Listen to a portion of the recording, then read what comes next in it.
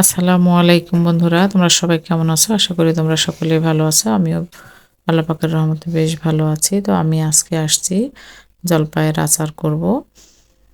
তো জলপাইগুলি আমি প্রথমে কেটে ধুয়ে পরিষ্কার করে নিয়েছি।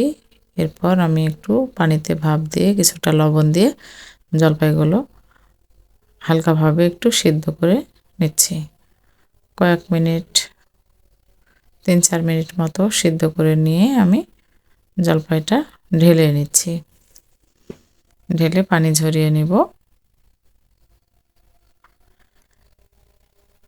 এরপরে আমি চলে আসছি চুলায় একটা প্যান বসিয়ে আচারের জন্য একটা মশলা বানাতে। এই জন্য আমি নিচ্ছি এলাচ, মৌরি, ধনে, জিরা,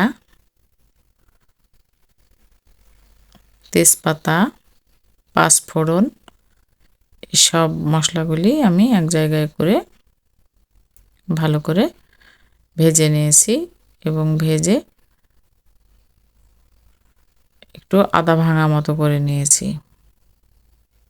প্রথমের দিকে একটু আদা ভাঙা মতো করে নিয়েছি। তারপরে আমি ওই মশলাটা এক সাইডে রেখে দিয়েছি। এবার আমি চুলায় ওই প্যানেই দিয়ে দিচ্ছি গুড়। আমি জলপাইয়ের আচারটা আজকে গুড় দিয়ে বানাবো, এই জন্য আমি গুড়টা চুলায় দিয়ে একটু নেড়ে নিচ্ছি।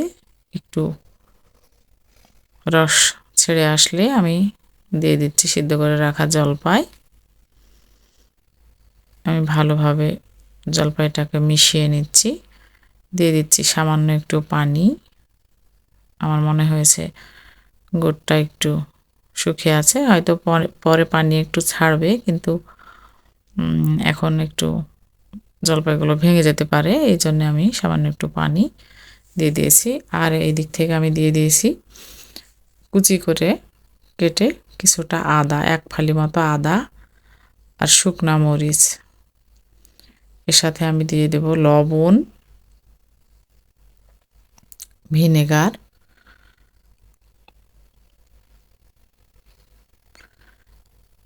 আর আদা ভাঙা টাইপের যে মশলাটা আমি করে রেখেছি সে মশলা কিছুটা দিয়ে দিচ্ছি। দিয়ে আমি ভালোভাবে জলপাইয়ের সাথে মিশিয়ে ঢাকা দিয়ে হালকা আছে আমি নেড়ে নিচ্ছি। এরপর আমার জলপাইয়ের আচারের পানিটা শুকিয়ে আসলে আমি এর মধ্যে দিয়ে দিচ্ছি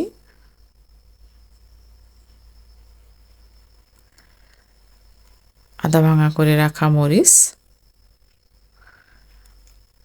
আর এবারে মিহি করে বাটা ওই মশলাটাই মিহি করে বাটা, এ পর্যায়ে আমি মিহি করে বাটা সেই মশলাটাই দিয়ে দিচ্ছি। বাকি মশলাটুকু আমি দিয়ে দিলাম। এবার আমি ভালোভাবে আচারের সাথে মশলাটাকে মিশিয়ে নিচ্ছি।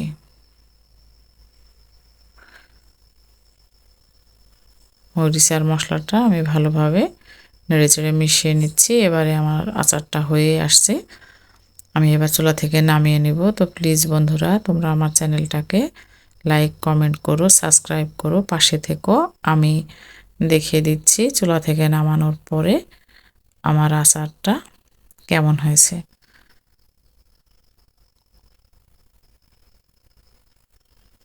তোমরা এভাবে জলপাইয়ের আচার বানিও, ভালো লাগবে।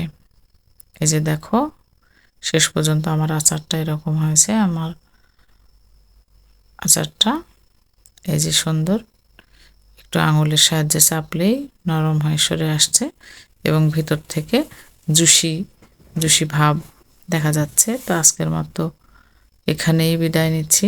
তোমরা সবাই ভালো থাকো। আল্লাহ হাফেজ।